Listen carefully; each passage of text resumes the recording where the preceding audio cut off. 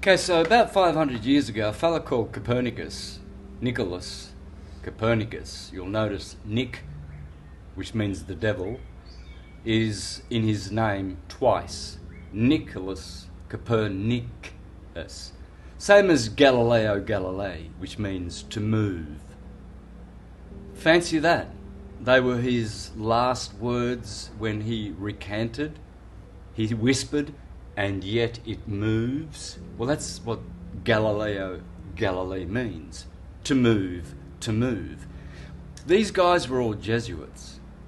The Jesuits began their New World Order with their new model of the globe, because the old world order, according to the Egyptians, the Mayans and everybody else, including the Australian Aboriginals, had a stationary horizontal plane. Yes, your ancestors, or you globies, your ancestors 500 years ago knew the truth. And were they stupid? I don't think so. Have a look at some of the cathedrals getting around that are about 2,000 years old. Have a look at the pyramids. We can't replicate them today. If they knew how to do that, they knew what the earth was. Copernicus came along, the Jesuit, I'm going to show you that right now, and changed it. That's why we have something called the Copernican Revolution. Please go to Wikipedia and put in the Copernican Revolution, because all of you astrologers who think the moon is a rock and that practice heliocentric astrology, Satanists and liars, when all your astrological programs, they're all geocentric. Why are they geocentric? Why is astrology all geocentric? That's the default setting on all the applications and websites. So I'm calling out all you global astrologers as well. You're liars, you're Satanists, you're false prophets. So check out Copernican Revolution. These people are involved in a revolution. It's called the New World Order, based on the globe, the false idol, which generates all these ideologies: globalism, global community, global lockdowns, global religion, global governance, global finance, global warming. When there is no globe? Oh, well, yes, there is. There's on your kindergarten teacher's desk. That's where you'll find the globe. Yeah. What to say on the bottom of the sticker? Not for educational purpose. Exactly, and on the bottom it will tell you not for educational purposes, which means if you're a dunce enough to think that you live on this space ball, Santa ball, the Santa ball, well then you're an idiot, and that's education. Mark Twain said, I spent years educating myself and years unbrainwashing myself. Yeah. So here's the history of Copernicus, friends. Please go to Wikipedia and put in the words Pope Paul III, and you'll find that his name was Alessandro Farnese. Would that be one of the richest elite black nobility Venetian families of history who came from Persia to Rome? The Farnese family? Would that be the same family that, together with the Borgia family, created the Jesuits in 1539? And then Copernicus posthumously, after he died, Copernicus, the supposed historical Copernicus, released the book on revolutions in 1542. So what was going on in that decade? Well, it's interesting. They convened Pope Paul, the Farnese, who is the great-grandfather of Fidel Castro. Castro is of the Farnese family. They own a lot of land. Trust me. A lot of the USA belongs to the Farnese family. These guys were the globalists, because already people had been going across the Atlantic. They knew the earth was, the sea was level. They knew that it was a stationary earth. So they had to make a container of all the known lands that they controlled. And so they got their Jesuit boy Copernicus to create a theory. which it still is. It's called the Copernican theory, and he said it's a hypothesis. It's not to be taken as absolute truth. It's only useful to describe certain phenomena. Thank you, Copernicus. Those were his words. Here it says, when you look up Pope Paul III, in the third paragraph you'll read this. Paul III was significant patron of saint artists, including Michelangelo, and it is to him that Nicholas Copernicus dedicated his heliocentric treatise.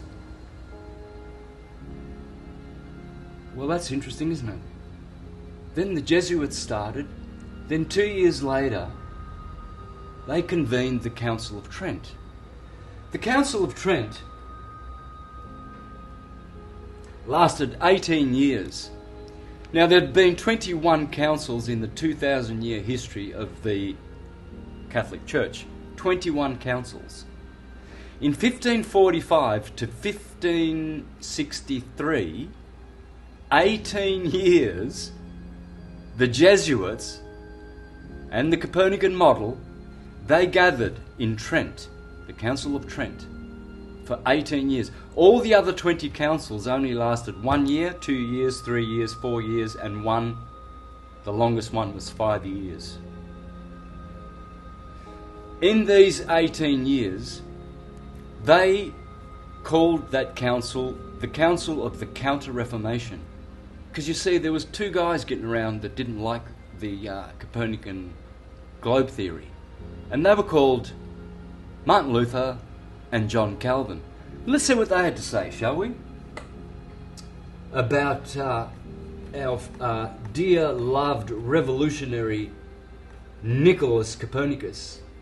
Well, here's John Calvin. Oops.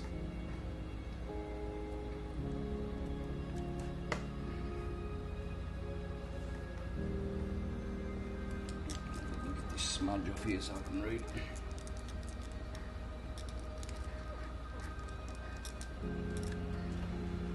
Well, here's John Calvin, and this is what he had to say.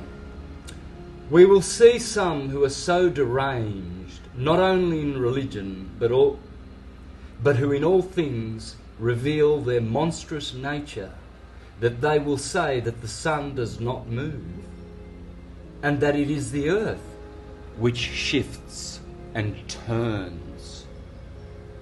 Referring to Copernicus, of course, the Jesuit, because he was a Protestant. When we see such minds, we must indeed confess that the devil possesses them. They're Satanists. The globalists, with all their globalist agendas, are Satanists. The globe model is the New World Order model, is Lucifer, Satan's model. You've all been deceived. If you're a globie, you have all been deceived.